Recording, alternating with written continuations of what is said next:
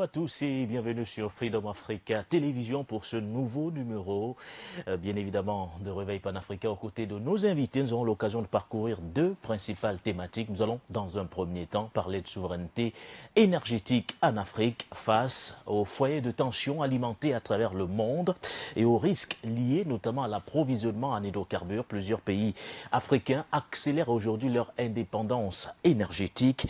En Afrique de l'Est, l'idée d'une raffinerie régionale prend de plus en plus de l'ampleur.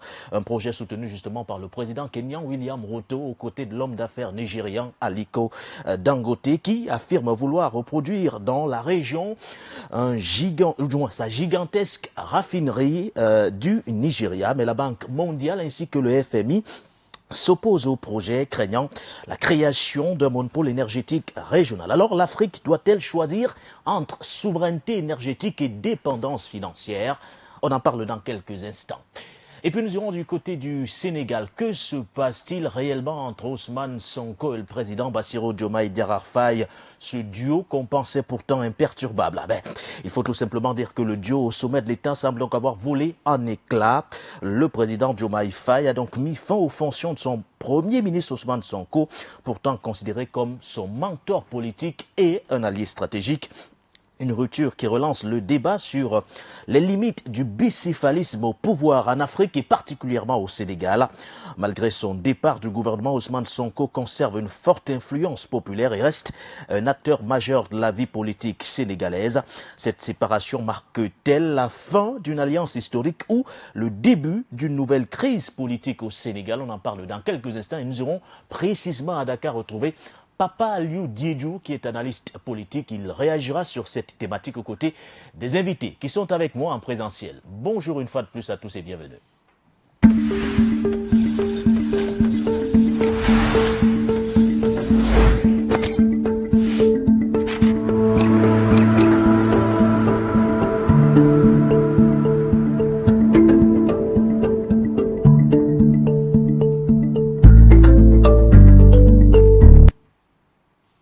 Vous faites bien d'être une fois de plus sur votre média panafricain Freedom Africa Télévision dans le cadre de ce nouveau numéro de Réveil panafricain. Vous l'aurez donc compris, une question à l'entame de cette émission: pourquoi les institutions de Bretton Woods, en l'occurrence la Banque mondiale et le FMI, s'opposent-elles notamment au projet d'expansion de la raffinerie portée par Aliko Dangote? On en parle dans quelques instants.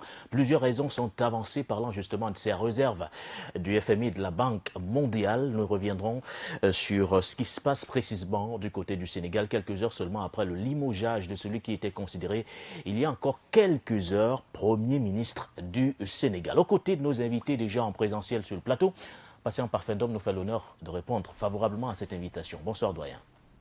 Bonsoir Baudelaire Guéné, le prince de Matombe. Bonsoir à nos nombreux téléspectateurs, à tous nos fidèles parmi les fidèles qui de plus en plus se sont scotché à cette très belle aventure qu'est Freedom Africa TV.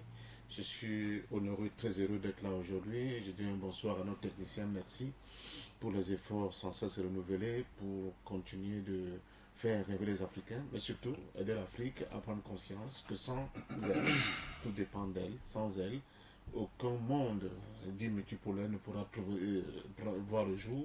Il faut absolument que l'Afrique soit au rendez-vous, qu'elle apporte sa pierre, mais surtout que les jeunes Africains soient les acteurs majeurs de leur devenir. Merci une fois de plus pour cette invitation. Oui, une fois de plus, Patient Parfendom, vous n'êtes pas seul, vous êtes accompagné de Jules Diawé sur le plateau, leader panafricain qui nous fait également l'honneur d'être avec nous une fois de plus. Bonsoir à vous et bienvenue.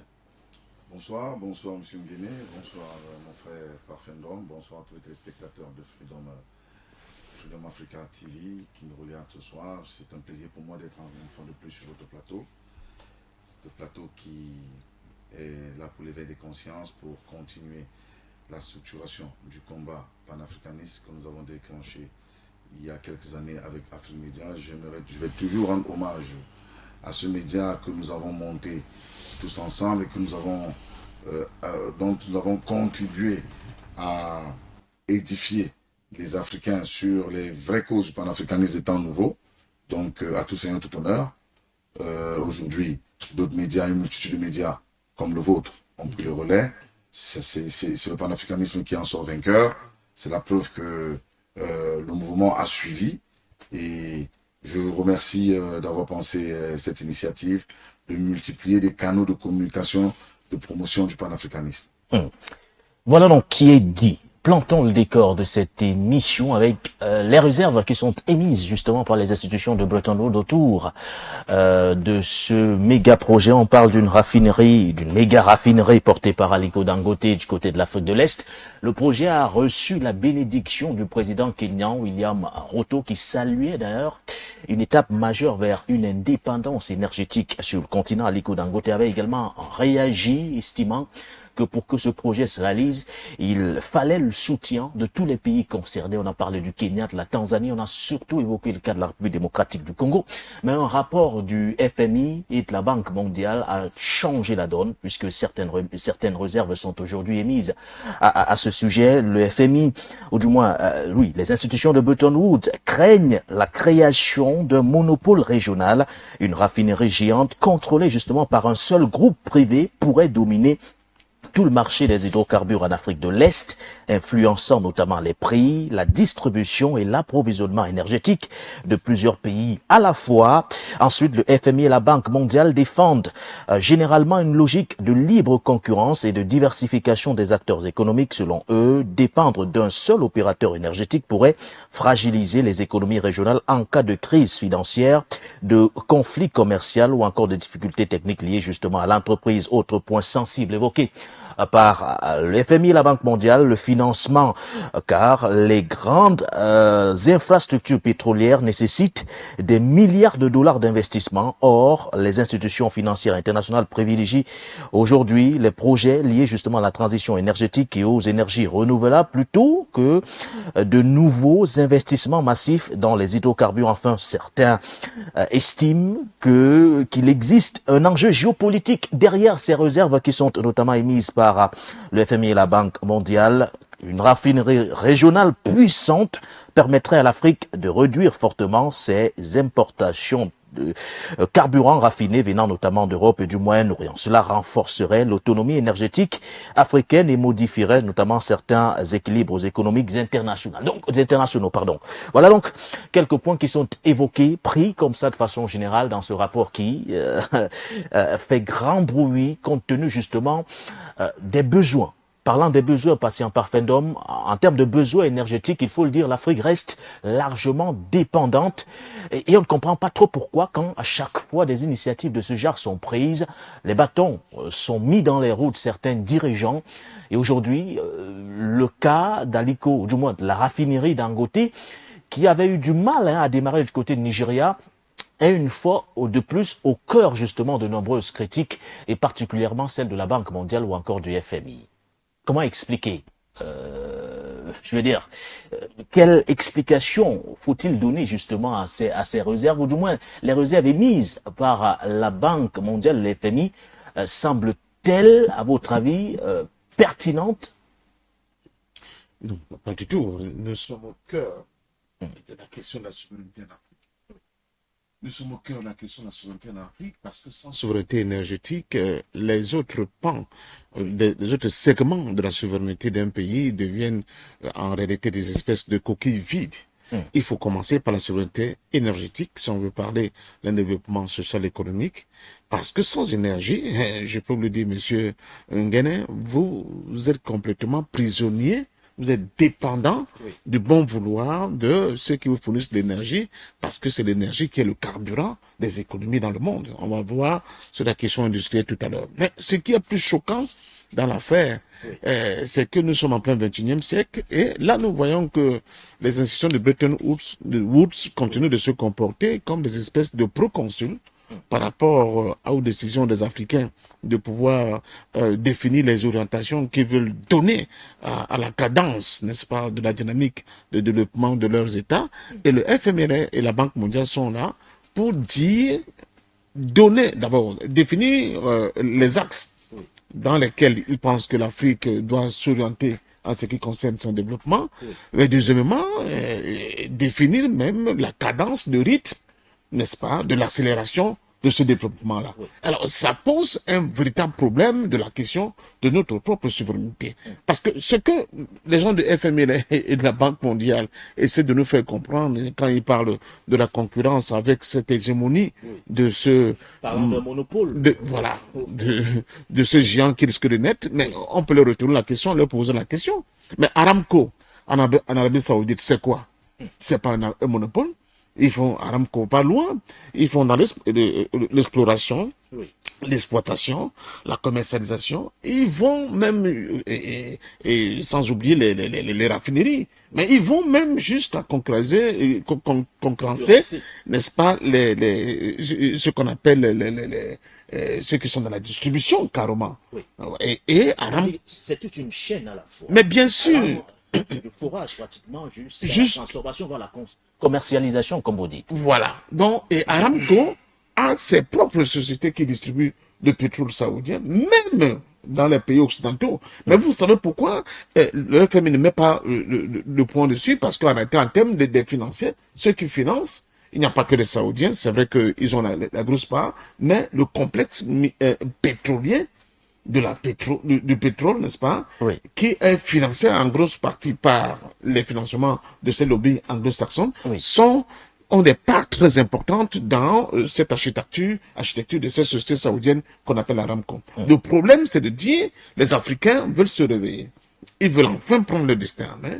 Ils veulent créer des situations où ils seront de moins en moins dépendants de notre vision, de notre manière de voir les choses, mais surtout de la cadence que nous aimerions donner à leur développement. Et ça, c'est complètement exclu. Alors, le problème dans cette affaire, c'est de ne pas seulement voir Dangote, parce que ce projet, comme il est si bien dessiné, il y a Dangote, certes, c'est le label, mais derrière, il y aura des parts importantes de certains pays africains qui vont injecter de l'argent dans le projet pour permettre une initiative, on peut dire, de manière générale ou bien de manière paritaire assez africaine par rapport aux autres expériences qu'on a vues avant. Alors, et là, peut-être c'est une nouvelle, c'est une autre manière aussi pour les dirigeants africains de faire monter aussi en puissance les hommes d'affaires africains, n'est-ce pas, les milliardaires africains, les tycoons africains et tout ce que vous voulez, pour qu'en Afrique, la question de l'appel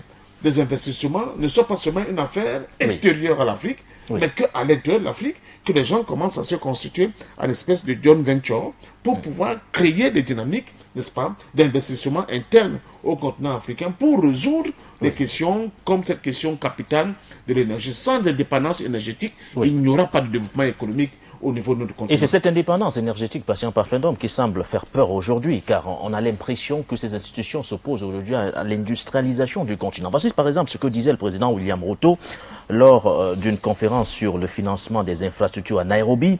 Nous allons construire une raffinerie commune à Tanga, ce qui profitera à tous, car cette raffinerie traitera le pétrole de la RDC, du Kenya, du Soudan du Sud, ou encore de l'Ouganda, c'est-à-dire c'est tout un ensemble mis en commun qui, on a l'impression que voir autant de pays impliqués dans un tel projet, c'est ça qui fait peur aujourd'hui.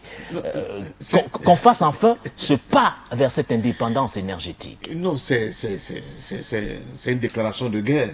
J'ai l'impression que si un projet comme ça est monté et est déclenché, cela va créer ce que j'appelle un cercle vertueux du point de vue de la capacité des Africains de l'Afrique de l'Est. Bon, ils ont shippé le RDC en Afrique centrale, mais c'est pas grave. L'essentiel, c'est que cela puisse se faire.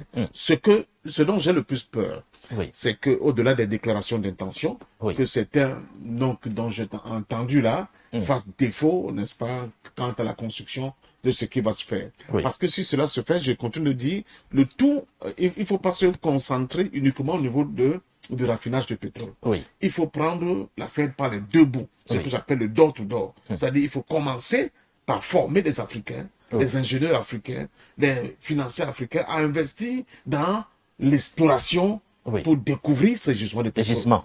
Après l'exploration, il faudra que les ingénieurs africains, les financiers africains, le know-how africain, toute la technostructure dans ce domaine se lance dans l'exploitation de ce pétrole. Et après maintenant, l'ensemble de la chaîne, je crois que Jules... allant de la transformation jusqu'à la commercialisation. Qui sont impliqués dans ces questions-là, vont nous édifier davantage là-dessus aujourd'hui, que l'ensemble des différents segments de toute cette chaîne de production-là soit de plus en plus entre les mains des Africains. Et ça, je peux vous le dire, ça dépend beaucoup de volonté politique, beaucoup de travail, mais une restructuration, une refonte même du système éducatif africain, parce qu'on a souvent vu dans d'autres projets comment l'Afrique n'avait pas, n'est-ce pas, un know-how essentiel et important pour pouvoir se lancer dans ces domaines. Mais déjà, l'idée, l'ambition est quelque chose de fondamental pour ce qui a été annoncé. Alors, lors de cette conférence sur le financement des infrastructures à Nairobi, il faut rappeler que le millionnaire Aliko Dangote avait d'ailleurs considéré, ou du moins a partagé cette proposition du président William Ruto, présent à la conférence. Il a affirmé vouloir reproduire donc sa raffinerie nigériane d'une capacité de 650 000 barils par jour en Afrique de l'Est. La seule exigence de l'homme d'affaires est le soutien des gouvernements de la région pour le projet. Il s'est exprimé en ces termes, je cite, « Mon engagement aujourd'hui est le suivant. Si nous parvenons à un accord avec les 3 ou 4 gouvernements présents concernant la raffinerie, nous prendrons les devants et nous veillerons à ce que sa construction ait lieu dans les 4 voire 5 prochaines années. » Fin de citation. Alors, une fois la déclaration lâchée, Jules Diawe, on a ce rapport du Fonds monétaire international, de la Banque mondiale, qui émet des réserves sur ce projet en question. À côté, nous avons les défenseurs de ce projet qui considèrent que si il est implémenté, il constituera d'ailleurs une étape essentielle vers la souveraineté énergétique africaine, la création d'emplois et l'industrialisation du continent. Alors, pourquoi ce projet de raffinerie fait peur? Fait autant peur? Oui, M. Nguéné, la question elle est bien posée, elle tombe à point nommé. J'ai coutume de dire à qui profite le crime. Posez-vous toujours cette question. À qui profite le crime? Et pourquoi ça fait peur ce projet? À qui il fait peur? Voilà les questions qu'il faut se poser. Je vous dis, depuis 15 ans, le FMI, la Banque mondiale, le Club de Paris n'ont jamais apporté des solutions aux problèmes économiques. Partout où ils sont passés. Partout. Jamais ils n'ont apporté des solutions. D'aucuns parleront de la Côte d'Ivoire. Le moment venu, quand on fera une émission sur la Côte d'Ivoire, je vais vous démontrer que tout ce qui est fait en Côte d'Ivoire, c'est la poudre aux yeux. Le FMI n'a aucun intérêt. La Banque mondiale n'a aucun intérêt. Le Club de Paris, Bercy et autres, ils n'ont aucun intérêt à ce que l'Afrique se développe. Et donc, ils ne peuvent pas planifier en Afrique des politiques de développement durable. Et donc, avant de gérer le problème que nous avons aujourd'hui, souvenez-vous, Dangote, quand il décide de lancer sa raffinerie, le même FMI et la même Banque mondiale demandent au président Tinubu de ne pas vendre le brut nigérien à Dangote. Oui, effectivement. Voilà. Souvenez-vous. Il a fallu que les industriels nigérians décident, menacent de fermer toutes leurs activités et d'aller ailleurs. Et cette fermeture allait avoir un gros coup sur l'économie nigériane pour que Tinubu recule. Oui. C'est-à-dire quoi? Je vais schématiser. C'est-à-dire que le Nigeria produit le pétrole brut depuis 50, 60, 70 ans. Le vend aux Américains, aux Français, aux Belges, aux Hollandais. Et 70 ans après, un Nigérian du nom de Dangote décide de monter une raffinerie avec des fonds africains. Parce que je vous rappelle que dans ce projet, vous n'avez aucun fonds d'avant du FMI, aucun appui de l'État nigérian. Vous avez des organisations comme Afreximbank, outil panafricain, et quelques actionnaires africains qui sont greffés autour du projet et qui ont réalisé ce joyeux, cet immense projet. Et le FMI et la Banque mondiale demandent à Tinubu de ne pas vendre le produit, le brut, à la raffinerie, le brut à raffiner pour faire le produit fini, consommable. Pourquoi? Parce que si une telle démarche est faite, tel que ça l'est aujourd'hui, le pétrole brut nigérian, raffiné au Nigeria, consommé par les Nigérians et d'autres pays africains, la main-d'œuvre qui travaille au raffinage de ce pétrole, du brut jusqu'au produit fini, elle est nigériane et africaine. Donc vous voyez que toute la chaîne est africaine. La chaîne des valeurs reste africaine. Et dans cette chaîne de valeurs, vous voyez, à aucun moment, ni les Américains, ni les Français, ni les Anglais n'interviennent. Donc, pari gagné pour l'Afrique. Une fois que les Africains ont compris cela, leur développement est assuré pour les 15 prochaines années. Et le FMI, qui a pour mission d'empêcher la Banque mondiale, qui a pour mission d'empêcher les institutions de Bretton Woods, qui ont pour mission d'empêcher l'Afrique de se développer, vont tout de suite pondre un rapport et donner des injonctions au président Tinubu de ne pas permettre que M. Dangote puisse avoir accès au brut nigérian qu'il devra raffiner pour donner le produit fini aux Nigérians à un prix battant toute concurrence. Parce que croyez-moi, lorsqu'un produit sort en brut, entre dans un pétrolier, arrive à Amsterdam, se fait raffiner à Amsterdam, revient en produit fini, non seulement la chaîne de valeur est bénéfique à l'Europe et au capitalisme occidental, mais le produit fini est 3 fois, 4 fois plus cher, plus coûteux.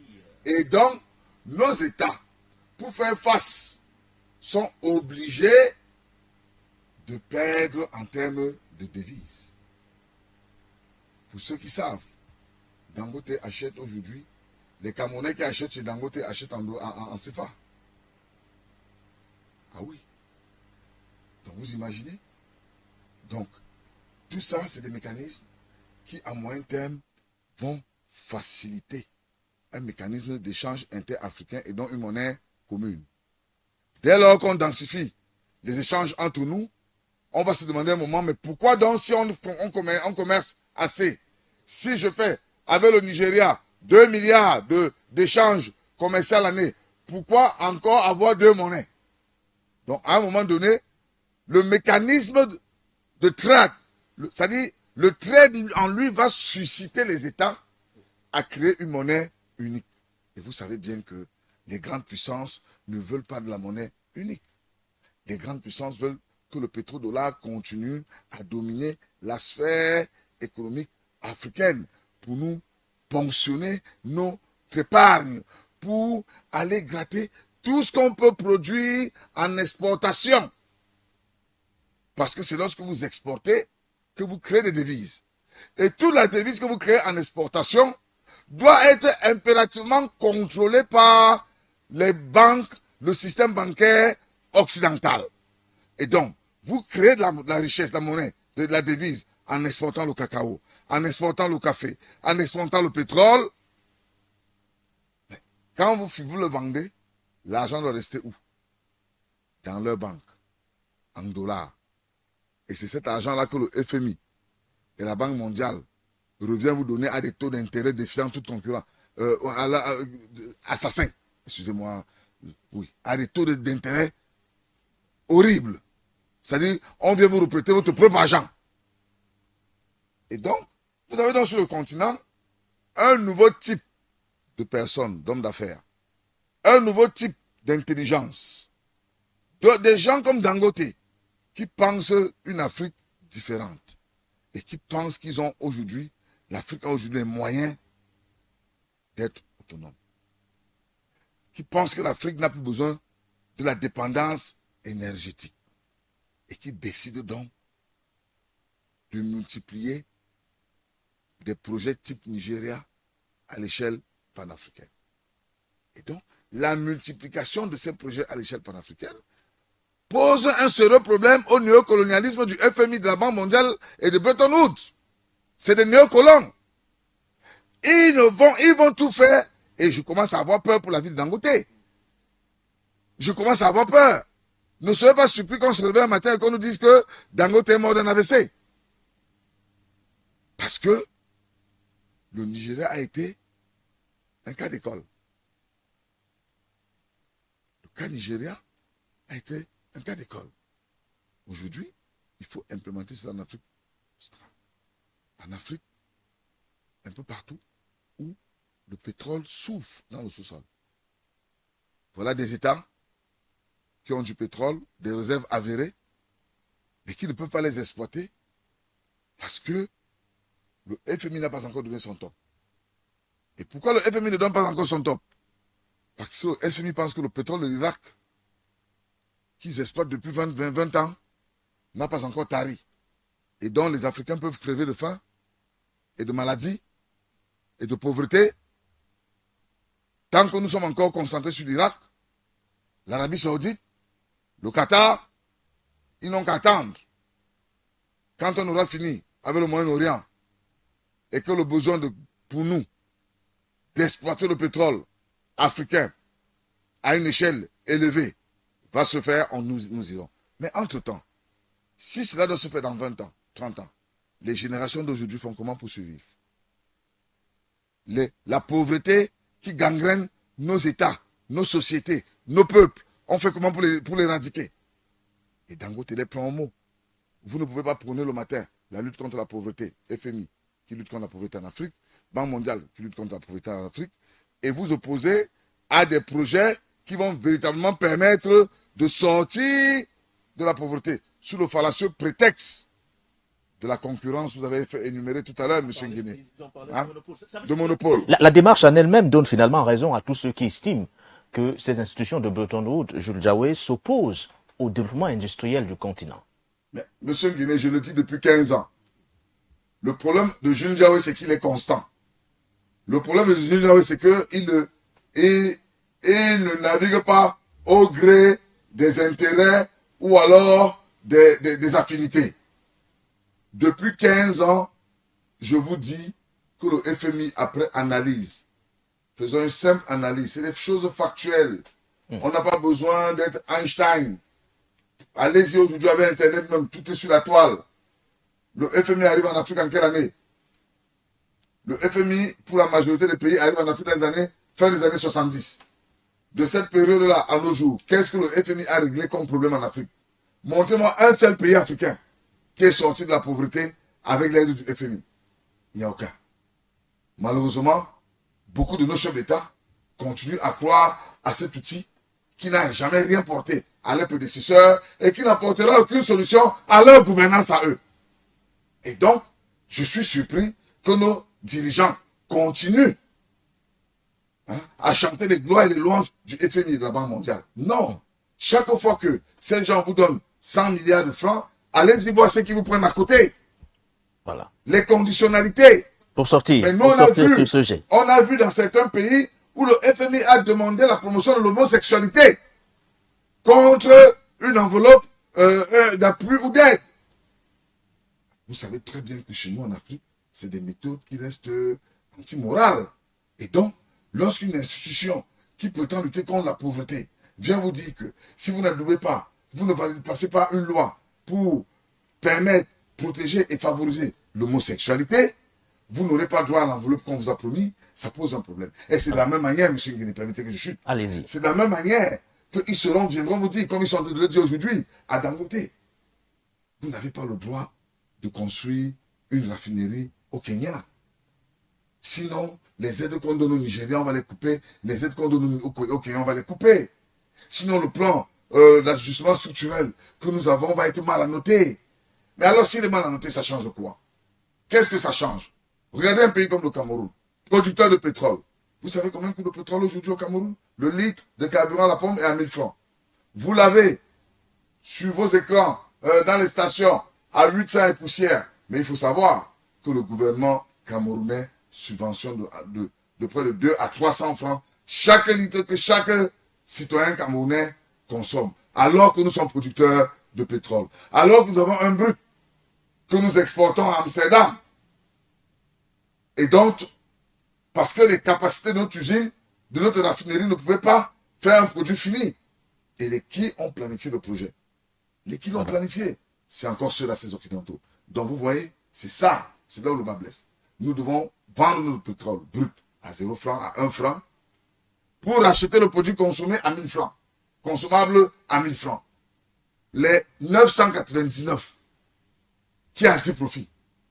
Ce n'est pas toi, monsieur Parfendom, ce n'est pas moi, ce n'est pas la grande de Ngolma Poubi, ce n'est pas celle qui est à Bosangwa, en Centrafrique, encore moins celle qui est à Gbagboubité, au Congo, qui a un petit profit. Non, je suis désolé. C'est le capitalisme piloté et protégé par le FMI et la Banque mondiale. C'est le capitaliste, c'est le Rockefeller qui est assis dans sa maison, dans son bureau, à Washington, à New York, qui a un petit profit. Vous comprenez, il faut que je vous le dise. Voilà.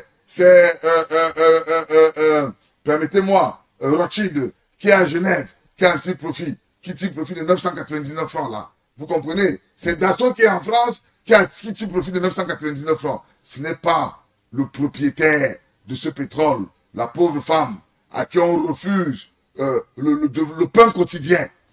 C'est pas elle. Merci donc, à vous. Il est temps. Ce problème aussi, nos dirigeants doivent savoir se sacrifier pour leur peuple. Il faut que nos dirigeants arrêtent cette politique de toujours dire oui, oui, oui, et de toujours sacrifier le peuple, parce qu'ils veulent protéger leur poste. Or, c'est ce peuple-là qui les a élus.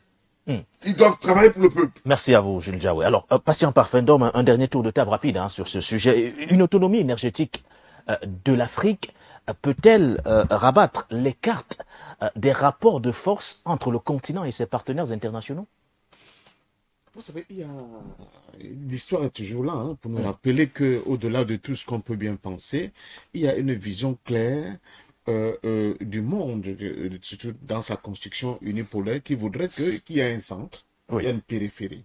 Donc, il y a des rôles qui ont été assujettis à la périphérie. La périphérie ne doit pas se développer. D'abord, Helmut Kohl, l'ancien chancelier allemand, le disait. Surtout, il ne faudrait pas que l'Afrique s'industrialise. Si l'Afrique s'industrialise, c'est-à-dire que nous rentrons dans une nouvelle forme de compétition, comme le font aujourd'hui les Asiatiques vis-à-vis, n'est-ce pas, des Occidentaux. C'est pour cela qu'on parle de déplacement de curseur. Le centre du monde s'est développé. Pourquoi? Parce que les Asiatiques n'ont pas attendu. J'ai entendu le coup de gueule d'Égypte tout à l'heure. Vis-à-vis de nos chefs d'État. La liberté ne se donne pas. Elle s'arrache. Cette liberté, elle est aussi d'ordre économique. Pourquoi on veut orienter, par exemple... Mais dans nos États néocoloniaux, patient Parfendom, est-ce vraiment possible aujourd'hui? Justement, quand vous avez la chance d'avoir des hommes d'affaires comme Dangote, qui mettent en avant, qui sont prêts, n'est-ce pas, à mobiliser des financements pour vous permettre de ne pas être trop dépendant des financements de ces coteries financières dont le FMI, la Banque mondiale, le Club de Rome, le Club de Paris et tout cela nous imposent. C'est-à-dire qu'en réalité, c'est des espèces de bouffées d'oxygène.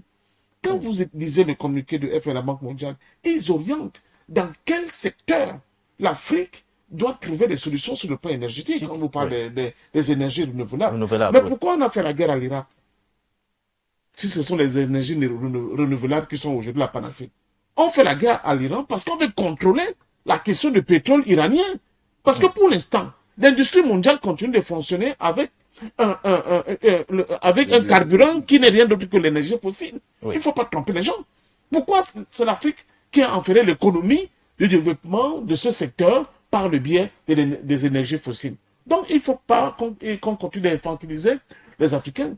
Donc, je crois sincèrement que ce qui nous manquait encore hier, c'était la capacité d'avoir des Africains, des hommes d'affaires africains, eux-mêmes qui sont capables de mobiliser les fonds pour développer des secteurs aussi importants que le secteur énergétique au niveau du continent africain. Aujourd'hui, qu'il y a des leaders comme Dangote, et je suis convaincu que d'autres iront s'agréger à ce projet, d'autres hommes d'affaires qui ont des moyens, africains, je veux dire, c'est seulement comme cela. Et là, Jules l'a dit de manière très subtile en disant, mais cette vision-là va amener les Africains à découvrir d'autres formes de vision, comme la question de la monnaie. Si nous pouvons le faire sur le plan économique, en créant nous-mêmes, en finançant nous-mêmes nos propres raffineries, cela va justement nous conduire à dire, mais dans ce cas-là, nous avons besoin des devises, ok, mais il faut donc qu'il y ait une monnaie unique africaine pour que les échanges avec les autres partenaires ne se fassent plus absolument en dollars. Vous savez que c'est ça la question du processus de dédollarisation. C'est cette question-là qui est même à la base de la guerre qui se passe en Iran. Parce que c'est la question du pétrodollar. Je vous rappelle que tous les échanges, tous les achats, pour l'instant, jusqu'à hier, parce que maintenant, il y a quand même une évolution avec le yuan qui est rentré dans le jeu, le rouble, etc. Mais tous les achats jusqu'à encore hier, du pétrole dans le monde se faisaient en dollars. De telle manière que les États-Unis, sans même participer à une transaction pétrolière, percevaient de facto, n'est-ce pas, des dividendes de cette transaction parce que le truc se faisait en dollars. Et qui produit le dollar, c'est eux les Américains. Tout le monde est donc obligé d'avoir dans ses coffres forts des devises en dollars pour pouvoir se ravitailler ou bien pour pouvoir vendre et acheter du pétrole. Donc voilà où nous nous trouvons aujourd'hui et je pense que cette initiative africaine de ce capitaine d'industrie qui est Ali Dangote est à soutenir et c'est l'occasion pour nous de mobiliser davantage, n'est-ce pas, les richesses africaines en leur disant voilà un segment de souveraineté que nous devons absolument investir pour conquérir ce segment-là parce qu'il va nous permettre, je l'ai dit, aller au Nigeria, faites un tour de c'est un scandale, hein.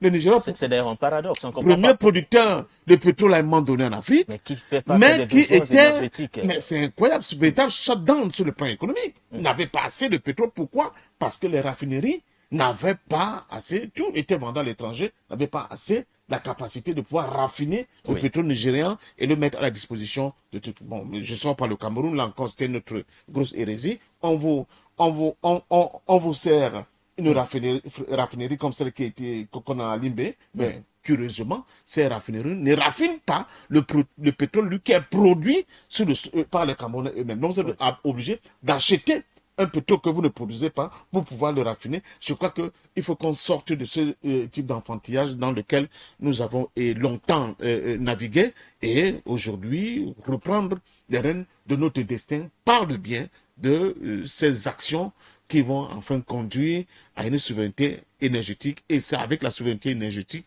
que tous les projets que nous avons au niveau de notre continent pourront enfin prendre leur envol. Toutes les conditions sont-elles réunies, Jules Diawé, pour que le continent africain passe d'un simple rôle de fournisseur de matières premières à celui d'acteur stratégique, notamment dans la transformation énergétique? C'est une question de volonté politique. La volonté technique, la volonté des peuples hier. Vous voyez aujourd'hui Dangote qui laisse le Nigeria, son pays, pour aller penser un projet similaire au Kenya. Mais vous comprenez donc que techniquement et de manière structurelle, c'est possible. Nous avons des hommes pour le faire. La raffinerie, je rappelle, la raffinerie de Dangote, Afrexim Bank, a mis beaucoup d'argent. Ils sont prêts à mettre aussi cet argent dans la raffinerie dans les autres projets industriels, dans beaucoup d'autres projets industriels. Mais le problème de volonté, c'est la volonté politique. Est-ce que les chefs d'État que nous avons aujourd'hui sont prêts à se délier, à violer les liens spéciaux? Voilà la question. Est-ce que le président Tshisekedi va accepter de dire non aux États-Unis et s'allier avec Dangote dans ce projet de raffinerie au Kenya pour que le pétrole de la RDC soit raffiné au Rwanda, en Ouganda ou même en RDC?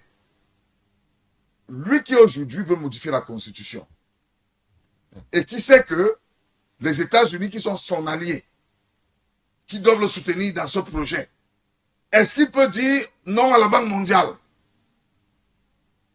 Est-ce qu'il peut accepter que Dangote implémente ce projet au Congo pour raffiner le pétrole congolais au Congo et satisfaire les 120 millions de Congolais qui aujourd'hui dépendent des importations du produit importé depuis Amsterdam, Rotterdam, Washington, Dallas, Paris, qui ne produit pas, mais qui vend. Est-ce qu'il est prêt? C'est là toute la question. C'est là toute la question. Est-ce que nos dirigeants, pour beaucoup qui gèrent nos États, oui, est-ce qu'ils sont prêts à violer les liens spéciaux qu'ils ont avec le monde du capitalisme international et de la finance internationale? Est-ce qu'ils sont prêts à dire non au FMI? Est-ce qu'ils sont prêts à dire non à la Banque mondiale? Parce que tout de suite, ils vous diront, nous sommes sous programme avec la Banque mondiale, oui, ils doivent financer les logements sociaux. Bon, qu'on ne voit jamais, hein, parce que je vais vous dire, tous les programmes avec la Banque mondiale, le FMI, on les commence toujours, mais on ne sait jamais comment ça se termine. Il y a toujours une histoire en chemin. Voilà. On vous dit non, on va vous mettre 300 milliards pour X projets. Je compte les projets du FMI qui sont allés à leur terme. Je les compte au bout du doigt. Mais chaque année, quand on reconduit le programme, on impose les États de signer. Signer le nouveau programme, le programme d'étape. Il faut signer le programme d'ajustement structurel. Il faut signer ci. Mais en chemin, on vous dit toujours, vous n'avez pas atteint parce que vous n'avez pas respecté ça. Vous n'avez pas atteint parce que vous n'avez pas respecté ci. Moi, j'ai vu ça en Centrafrique. Le FMI reconnaît qu'il y a eu une amélioration dans le secteur des hydrocarbures ces 2 dernières années. Cette amélioration a permis d'augmenter les recettes de l'État. Mais comme le FMI n'était pas d'accord que le gouvernement centrafricain donne l'exclusivité des approvisionnements à une multinationale camerounaise, parce que le FMI voulait encore que ce soit total, ils n'ont pas permis l'atteinte du programme. C'est eux qui reconnaissent que vous avez fait des efforts. Oui. Et c'est eux qui vous disent, il y a quand même la question d'exclusivité. Or, c'est cette question d'exclusivité qui permet d'atteindre l'objectif. Mais l'objectif pour le FMI n'est pas le même que pour le gouvernement centrafricain. Le gouvernement centrafricain a un souci.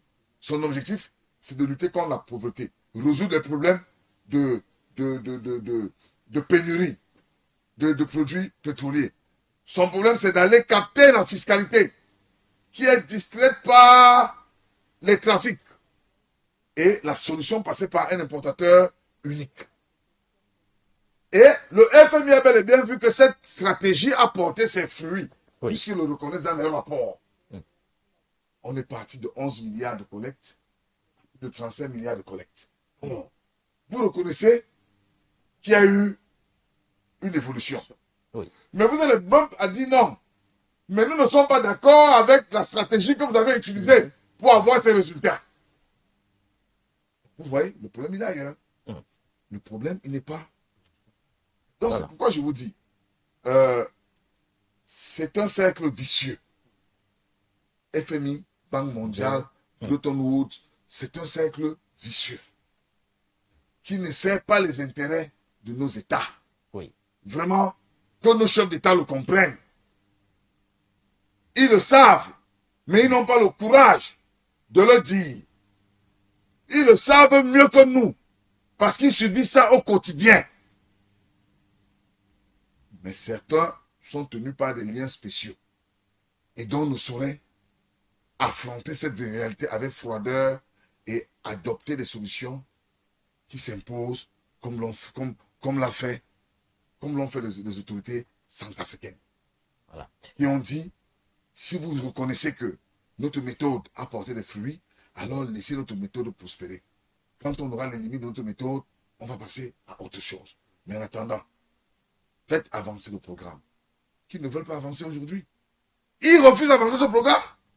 Alors que la méthode que le gouvernement centrafricain, dans la réforme du secteur des hydrocarbures, porte ses fruits. Donc vous voyez que le problème est ailleurs. Le problème n'est pas un problème. Le FMI et la Banque mondiale et ne se soucient pas du pauvre centrafricain. qui croupit sous la misère. Ils n'ont pas le souci du pauvre Camerounais qui a le pétrole, qui l'exporte à 1 franc et qui rachète le même produit à 1000 francs. Il n'en a qu'une. Leur problème, c'est de faire prospérer le portefeuille de leurs alliés industriels occidentaux et de leurs actionnaires. C'est tout. Merci à vous, messieurs. Nous allons prendre cette courte transition et juste derrière, nous reviendrons sur la crise, du moins la crise politique qui secoue le pouvoir sénégalais. Oui, tonton Sam.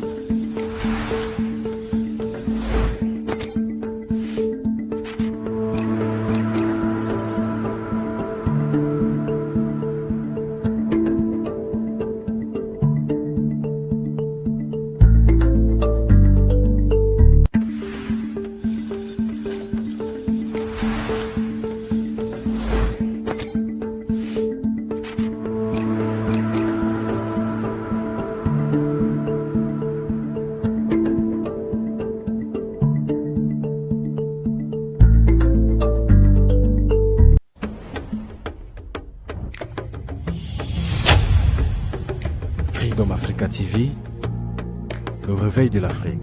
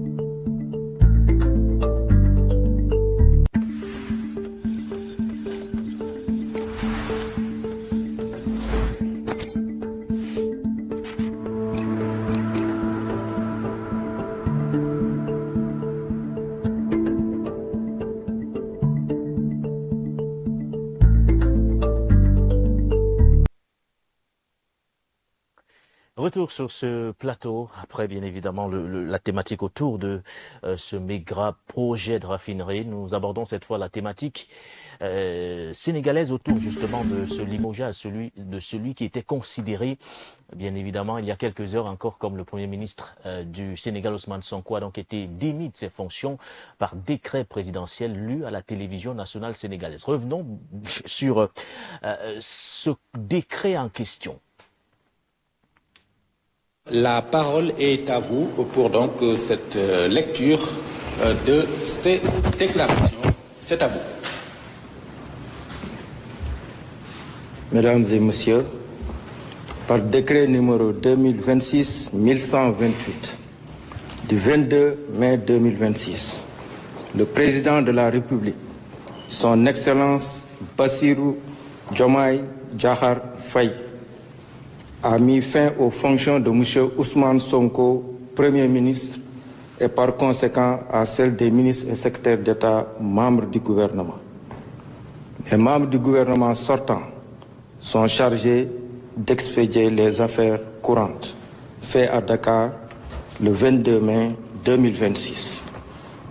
Décret numéro 2026-1128 mettant fin aux fonctions du Premier ministre.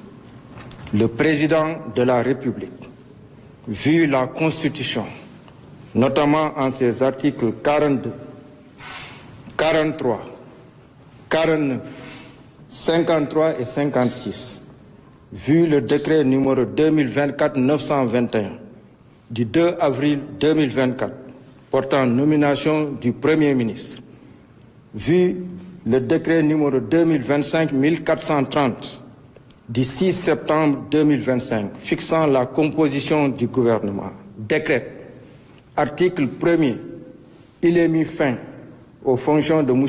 Ousmane Sonko, Premier ministre de la République du Sénégal.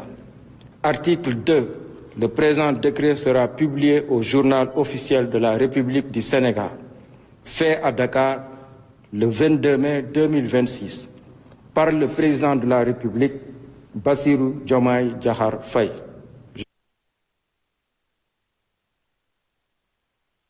Et dans cette émission, nous accueillons à l'instant Papa Aliou Dedjou, qui est d'ailleurs du côté de Dakar. Alors bonsoir à vous, Papa Aliou Dedjou, et bienvenue sur Freedom Africa Télévision. Première question, le tandem, on le pensait, on le croyait pourtant inamovible, mais là, il vole pratiquement en éclats. Comment expliquez-vous cette rupture aussi rapide entre les deux hommes qui incarnaient pourtant jusque-là l'unité et l'alternance du côté du Sénégal?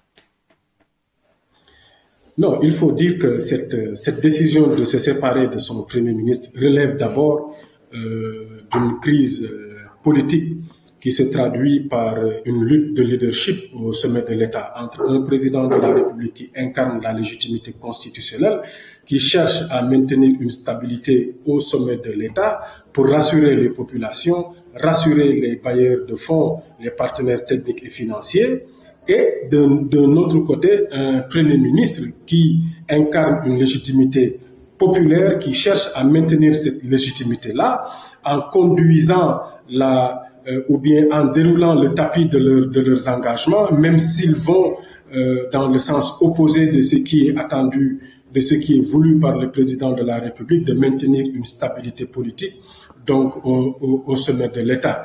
Et c'est évidemment ça, en plus des enjeux électoraux, qui a conduit aujourd'hui à cette rupture qui pourrait maintenant s'acheminer vers une crise institutionnelle, parce qu'il faut le dire, le PASTEF, si Ousmane Sonko décide de se positionner dans l'opposition, va utiliser sa majorité parlementaire pour s'opposer au président de la République, et c'est à partir de ce moment qu'on assistera à une crise institutionnelle entre une majorité présidentielle incarnée par le président de la République et sa coalition Diomaye Président, et une opposition parlementaire donc incarnée par l'ancien Premier ministre, le président de PASTEF. On ne sait pas aujourd'hui en tout cas les conséquences d'une telle adversité au sommet de l'État. En tout cas, je l'ai dit tout à l'heure, c'est l'ouverture d'un nouveau chapitre politique au Sénégal. Je ne sais pas avec quel encre, avec quel mot ce chapitre-là sera écrit, mais connaissant le PASTEF, sa méthode de lutte politique, il faut s'attendre à véritablement une opposition féroce, une opposition radicale face au président de la République. Crise institutionnelle. Doit-on justement limiter cette division à cet aspect précis, ou alors devons-nous, dans un tel contexte, parler également de lutte de leadership entre deux figures majeures du pouvoir sénégalais?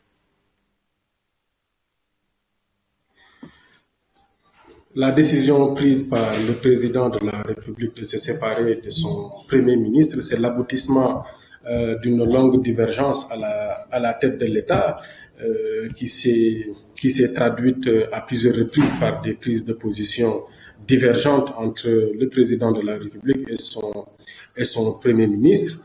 Aujourd'hui, cette décision de limoger le Premier ministre par le président de la République peut s'expliquer sur deux angles.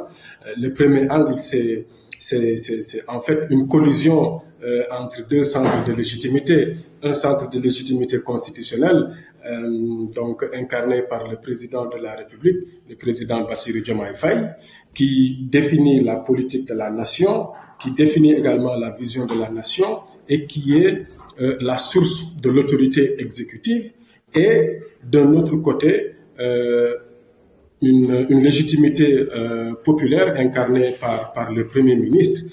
Malheureusement, ce que le régime de PASTEF n'a pas pris en compte, c'est l'inadéquation entre l'existence d'un duo à la tête de l'État et en fait, la structure même ou bien l'architecture de l'exécutif sénégalais, qui n'admet pas l'existence de deux autorités à la tête de l'État, puisque la chaîne de commandement exécutif, elle est verticale et non horizontale. Donc, elle n'admet pas l'existence de deux autorités au sommet de l'État. Donc, le président de la République, c'est lui qui définit la politique de la nation, c'est lui qui décline les orientations générales à prendre en termes diplomatiques, en termes économiques, en termes politiques également, et même sur le plan même de l'administration de la justice. Le Premier ministre est censé exécuter tout cela et il a donc à sa disposition le gouvernement et l'administration. Donc son rôle, c'est un rôle de coordination de l'action gouvernementale. Donc sur la base des orientations qui sont fixées par le président de la République. D'ailleurs, cette inadéquation même a été clairement expliquée par le politologue français Maurice Duverger, qui expliquait que les systèmes politiques qui admettaient l'existence de deux centres de légitimité au sommet de l'État finissaient toujours par se traduire par une divergence au sommet de l'État qui pourrait conduire à une lutte de leadership. Et c'est ce à quoi on pourrait s'attendre aujourd'hui avec ce limogeage du président, ce limogeage du Premier ministre par le président de la République. On s'attend déjà à ce que le Premier ministre se réorganise pour aller contrôler un pouvoir au sommet de l'État. On ne sait pas exactement lequel, mais il faut s'attendre à des rebondissements spectaculaires à l'issue de cette décision prise par le président de la République. La deuxième explication, c'est un angle purement électoraliste parce que les enjeux de ce mandat sont des enjeux électoraux. La préparation de la présidentielle de 2029 est très cruciale. On ne sait pas les intentions du président Bassirou Diomaye Faye. Est-ce qu'il se prépare à se représenter pour un deuxième mandat en 2029? Ce qui est clair, c'est que Ousmane Sonko, lui, se prépare à se présenter en 2029. Il l'a fait savoir à ses souteneurs. Lui-même, d'ailleurs, l'a toujours dit. Il sera candidat en 2029. Et donc, ça pourrait aujourd'hui constituer également une autre source de cette divergence que nous connaissons à la tête de l'État. Tout compte fait, les Sénégalais le constatent amèrement. C'est une désolation aujourd'hui de constater que le duo que nous avons connu et qui se traduisait par le slogan Diomaye Moï Sonko, Sonko Moï Diomaye, pourrait aujourd'hui aller vers une dualité au sommet de l'État qui se traduirait également par une crise institutionnelle, même si on ne le souhaite pas, mais il faut être réaliste. Véritablement, ce limogeage du Premier ministre par le président, c'est certes l'aboutissement d'une crise latente au sommet de l'État, mais cela également pourrait constituer l'ouverture d'un autre chapitre politique, d'une crise institutionnelle qui peut conduire le Sénégal vers des lendemains extrêmement compliqués. Merci à vous, Papa Loudjedjou. Nous reviendrons sur les implications, ou du moins les conséquences de ce limogeage sur le pouvoir du président Bassirou Diomaye Diakhar Faye dans quelques instants. Mais au niveau de la rédaction de Freedom Africa Télévision, on s'est penché sur le dossier sénégalais. Le constat qui se dégage est que depuis l'indépendance du pays, chaque fois qu'un président et un chef de gouvernement ont tenté de partager réellement le pouvoir, le système a fini par produire des tensions, des affrontements ou encore une concentration du pouvoir entre les mains d'un seul homme. Certains exemples précis en disent d'ailleurs long, le cas de Senghor et de Mamadou Dia. Un deuxième exemple que nous avons ressorti, Abdou Diouf et Habib Thiam, Macky Sall et Ouad. On a également dans la foulée parlé de Macky Sall et Aminata Touré, mais le cas le plus récent n'est autre que celui du tandem Diomaye Faye, Ousmane Sonko. Alors, fallait-il s'attendre, patient parfendom, à cette rupture compte tenu des divergences enregistrées ces derniers mois entre les deux hommes? Patient parfendom.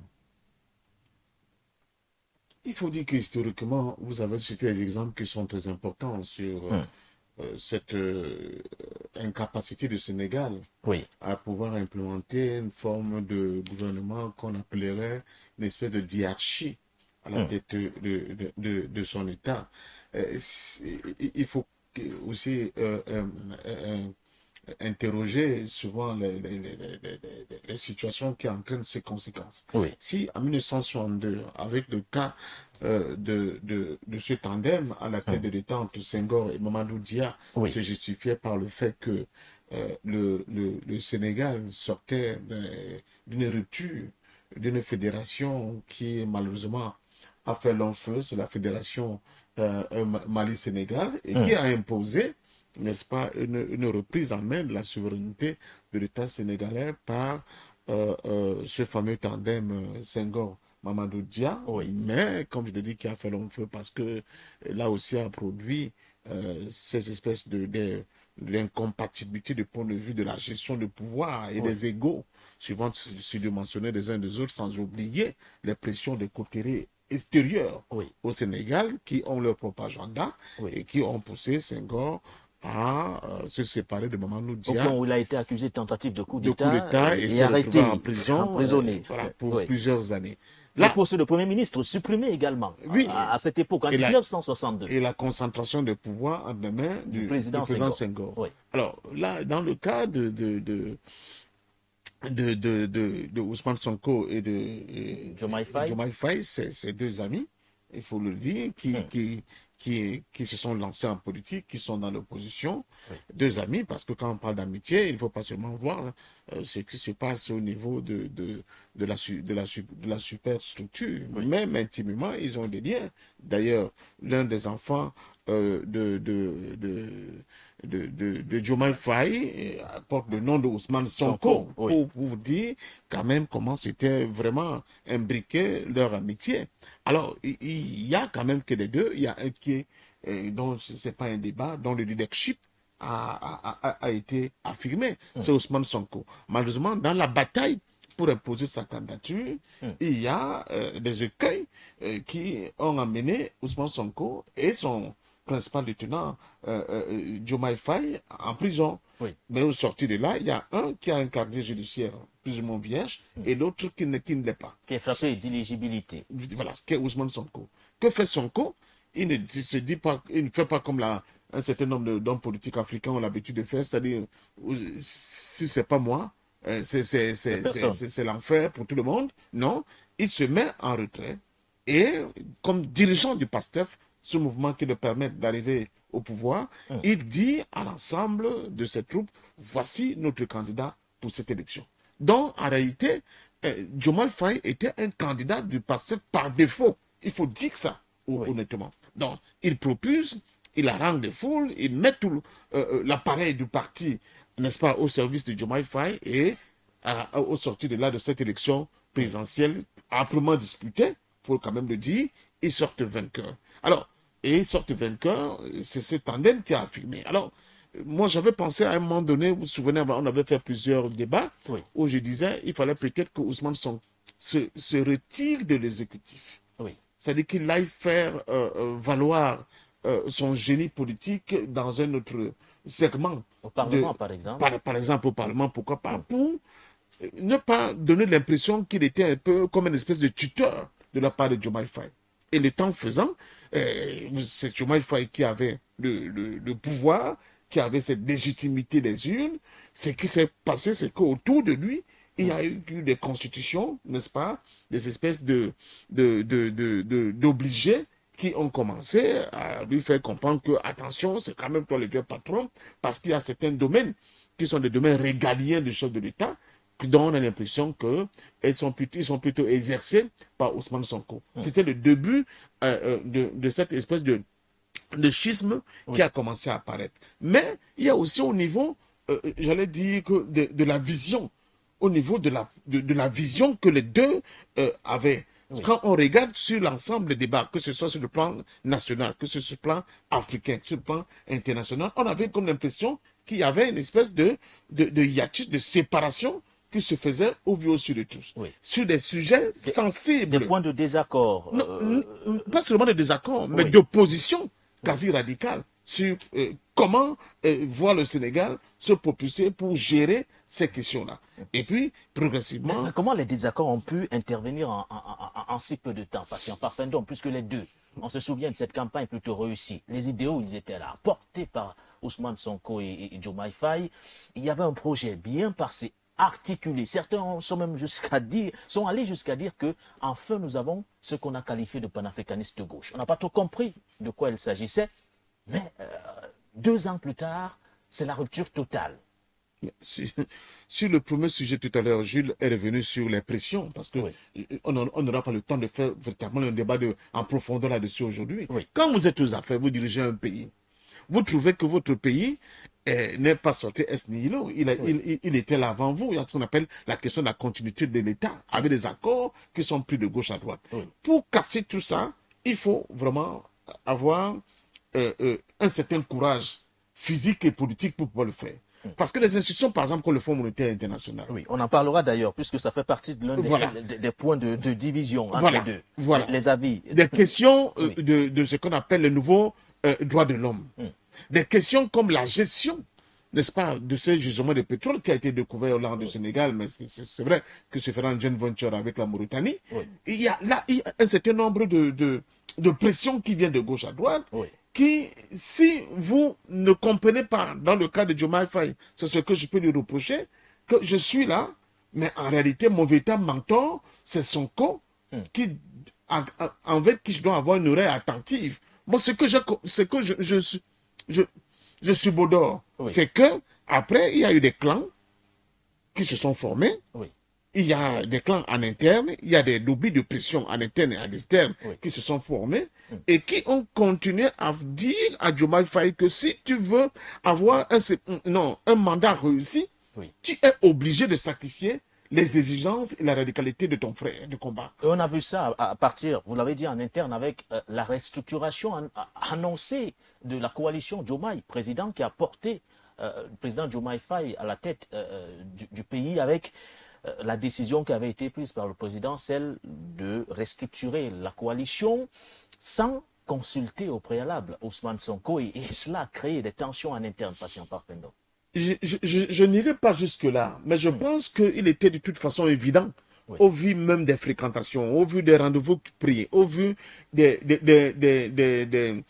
cérémonies auxquelles les deux ont assisté, des déclarations ci et là, qui commençaient à avoir comme une espèce de distanciation, n'est-ce pas, de deux visions qui n'étaient pas forcément incluses. Donc, à partir de ce moment-là, ce qui arrivait là était presque prévisible. Donc, on a oublié qu'il y avait une organisation, et c'est que cette organisation avait une vision qui était dirigée par un leadership qui était celui de Sonko.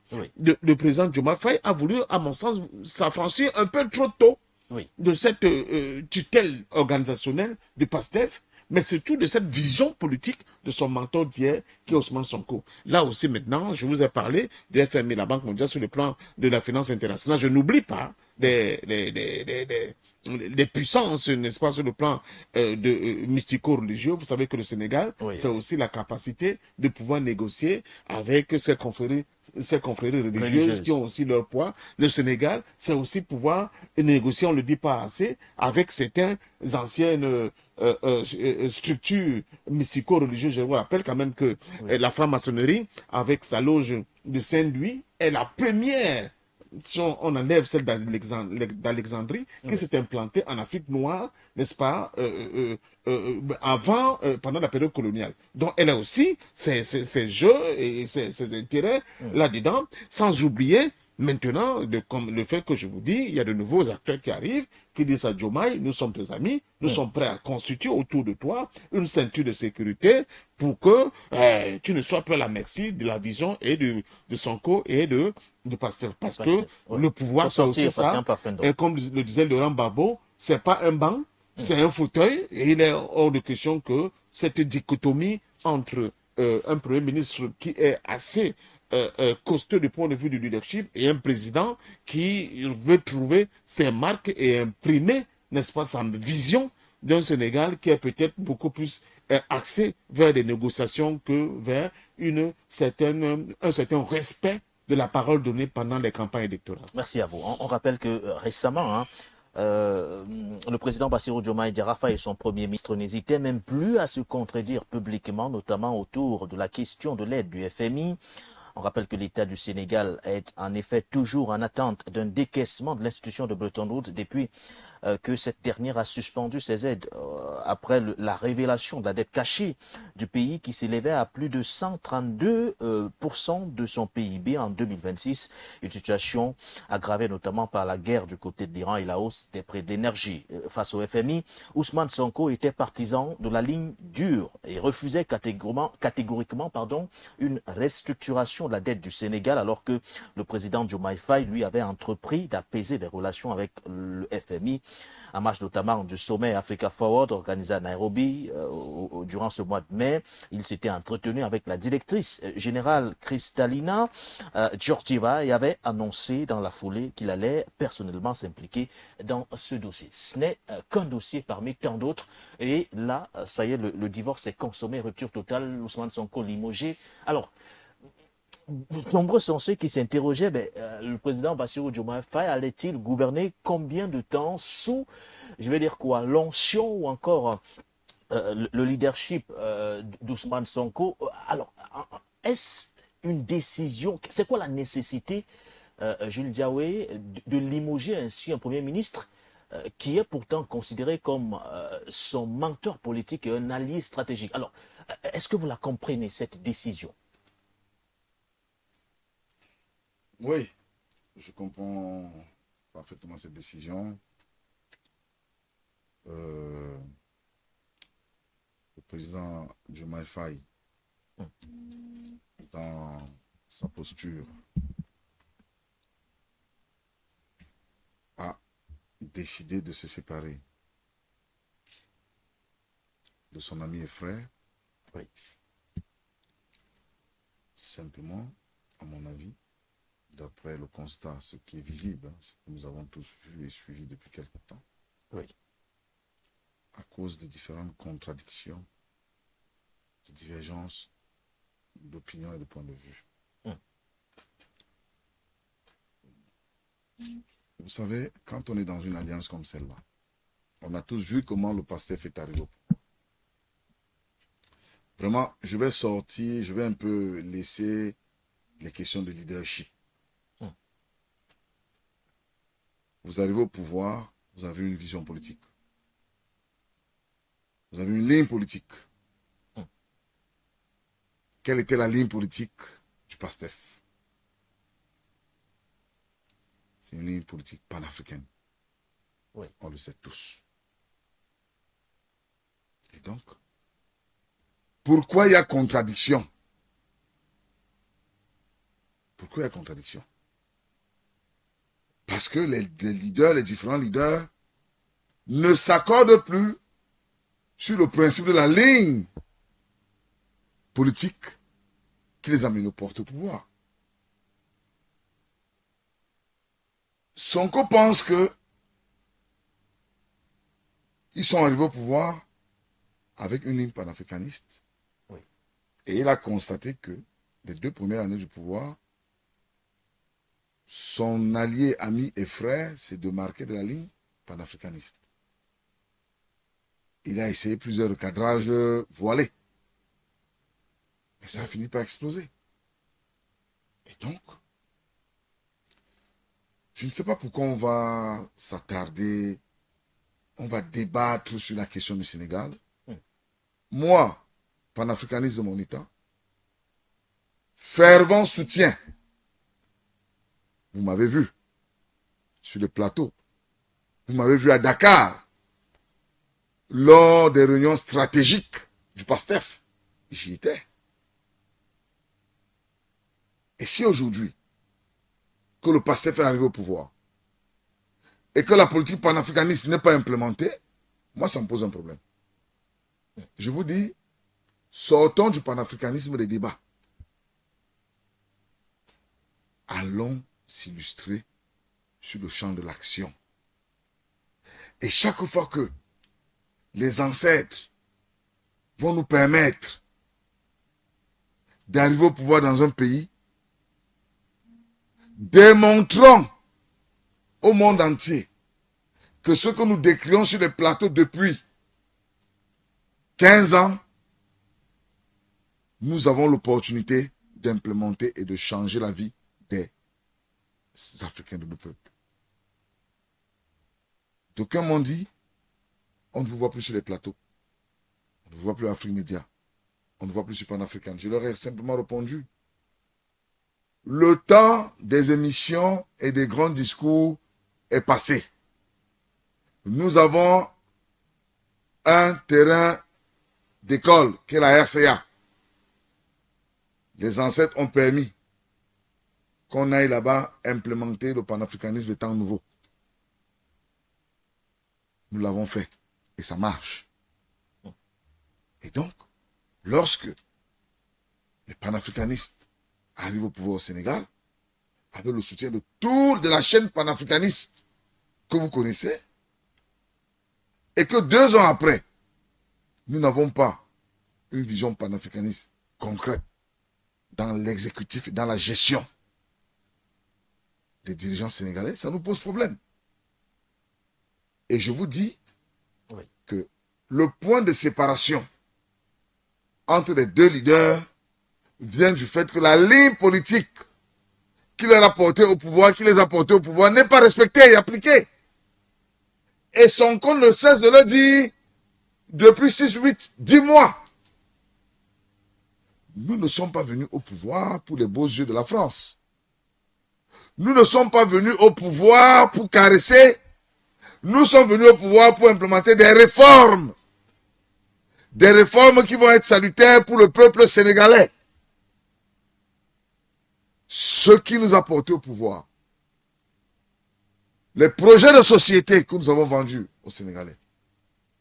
La panafricanisation de la société sénégalaise. De l'économie sénégalaise. De la politique sénégalaise.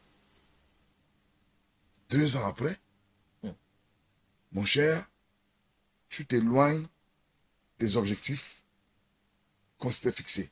Notre mission n'était pas d'aller faire les yeux d'eau à Paris et à Ouattara.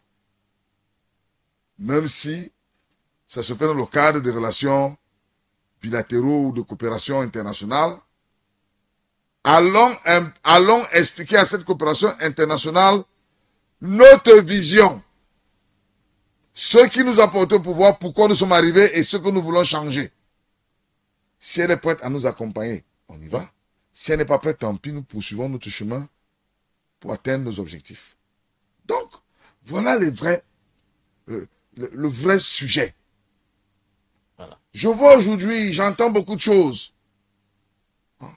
Sonko, il a démissionné, il n'a pas voulu, il y a longtemps, il y a peut-être 6 mois en arrière, il aurait démissionné. Parce que la crise n'a pas commencé aujourd'hui. Si, Diomaye, plutôt que de s'asseoir avec ses camarades, de comprendre ce que les camarades lui reprochent, de voir dans quelle mesure corriger cela pour le bien de tous. S'il estime que Sonko est une tête forte, ce qui n'est pas faux. Et c'est d'ailleurs grâce à cette tête forte que lui est au pouvoir. S'il estime que Sonko étant une tête forte, il faut s'en séparer. Bon, il s'en est séparé, non? C'est l'avenir qui nous dira s'il a eu raison ou eu tort. Donc, pour le moment, je pense que nous, les panafricanistes, on n'est pas fiers de ce qui vient de se produire au Sénégal parce que les forces endogènes, en concubinage incestueux avec les forces exogènes, viennent d'avoir raison du panafricanisme. Voilà. Et donc, il est question pour nous, tout de suite, de repartir dans une cellule de crise, que la chaîne panafricaniste s'organise très rapidement et dépêche sur Dakar des émissaires pour rapidement trouver une solution et stopper la saignée. Ce qui se passe au Sénégal, c'est l'échec du panafricanisme de temps nouveau qui est planifié. Parce que ce tandem est un tandem panafricaniste. Et vous le savez, les Occidentaux le savent. La réussite de ce tandem, à côté du Burkina Faso, à côté du Mali, du Niger, un peu plus loin de la RCA, est une menace pour la stabilité des néocolons. Et donc, faire voler le PASTEF en éclats, faire voler cette opération de reconstruction du Sénégal par une pensée panafricaniste, faire voler cela en éclats, c'est porter un coup de poing fatal au panafricanisme des temps nouveaux. Donc, nous sommes en guerre. Réveillons-nous. Arrêtons la distraction. Réveillons-nous et réorganisons rapidement les troupes pour reprendre le contrôle des choses au Sénégal. Papa Diédhiou, après cette séparation spectaculaire, quelles peuvent bien être les conséquences sur la stabilité du pouvoir, l'avenir du projet PASTEF et même la confiance des Sénégalais qui avaient massivement adhéré au slogan Diomaye Moïse Sonko? C'est une question pertinente qui relève du perspectivisme. Je dois d'abord dire sur les conséquences de la stabilité du pouvoir de Bassirou Diomaye Faye vont dépendre un peu sur sa capacité à recomposer le dispositif exécutif.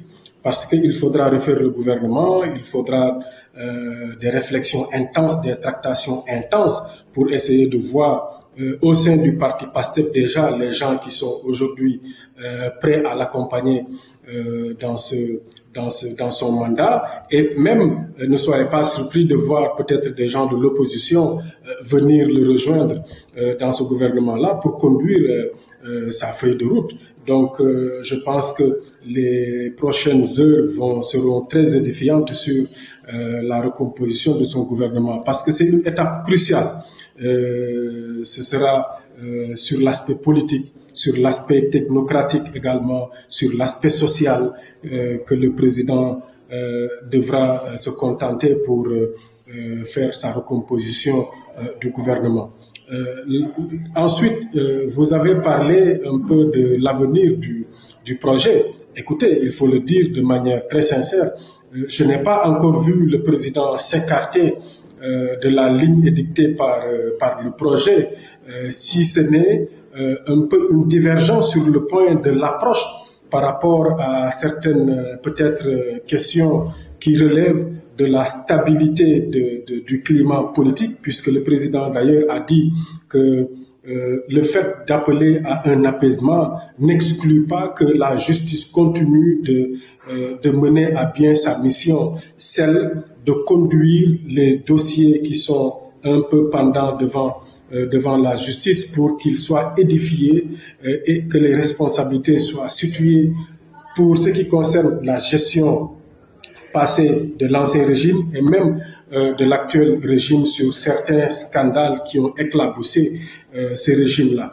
Donc le président l'a rappelé, et d'ailleurs certaines réformes qui ont été promises aux Sénégalais sont en train d'être porté par le président Diomaye Faye. Ce n'est juste que sur le plan de la démarche que les deux camps se sont opposés sur les dernières réformes qui ont été portées d'un côté à travers un projet de loi porté par le président de la République et d'un autre côté par une proposition de loi portée par l'Assemblée nationale, notamment sur les articles L29 et L30 de la loi électorale. Donc, je pense qu'aujourd'hui, tout dépendra après de la déclinaison des orientations qui seront prises d'un côté par le président de la République et d'un autre côté par le président de PASTEF qui dorénavant va se retrouver certainement dans l'opposition et qui va utiliser la majorité parlementaire pour faire face donc au président de la République. Et c'est ça qui va traduire donc un peu cette lutte institutionnelle au sommet de l'État qui pourrait fragiliser le président de la République. Tout dépendra maintenant après du président, de sa capacité ou ses capacités à se mettre sur des ressorts pour contourner des ressorts exécutifs, législatifs, institutionnels, pour contourner ces pièges ou ces obstacles qui se feront face à lui. Et je pense que ce qui pourra lui permettre de réussir ça, c'est de constituer une équipe forte gouvernementale qui sera juridiquement préparée et politiquement également aguerrie pour contourner ces pièges-là.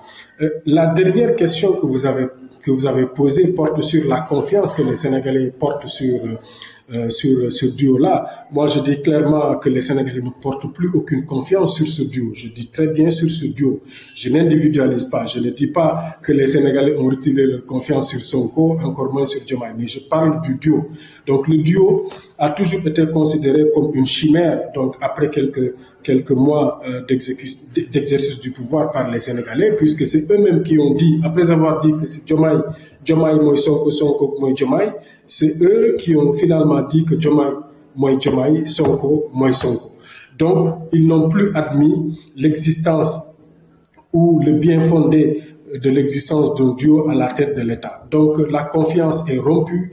Maintenant, il va advenir que chacun va devoir expliquer aux Sénégalais sur le bien fondé de sa démarche, de ses orientations, de ses prises de position pour pouvoir convaincre l'opinion et avoir l'assentiment des électeurs, puisque, je l'ai dit tout à l'heure, l'enjeu crucial, c'est l'élection de 2029. Qui arrivera à convaincre les Sénégalais pour se positionner comme étant le meilleur candidat pour 2029. Encore qu'on ne sait pas si Bassirou Diomaye Faye se prépare à une éventuelle candidature en 2029. Est-ce que également un autre candidat ne viendra pas le ravir la vedette, comme on a l'habitude de le dire, un troisième larron qui viendra se positionner et donc ramasser le pouvoir à l'issue du mandat du président Bassirou Diomaye Faye. Donc les prochains mois seront édifiants, les prochaines années également seront édifiantes, donc on reste observateur de ce qui va advenir au Sénégal. Merci à vous, Papa Loudidjou, depuis Dakar, pour votre regard et votre analyse sur cette situation, ou du moins cette actualité que nous suivons d'ailleurs de très près. Merci également à vous, messieurs, sur le plateau Patient Parfait d'Homme, Jules Diawé, les invités de cette émission. Merci à nos nombreux téléspectateurs, téléauditeurs ou encore auditeurs. On se donne rendez-vous très prochainement sur votre média panafricain. Merci également à la réalisation, toute l'équipe technique qui s'est mobilisée pour la production et la réalisation de cette émission. Portez-vous bien.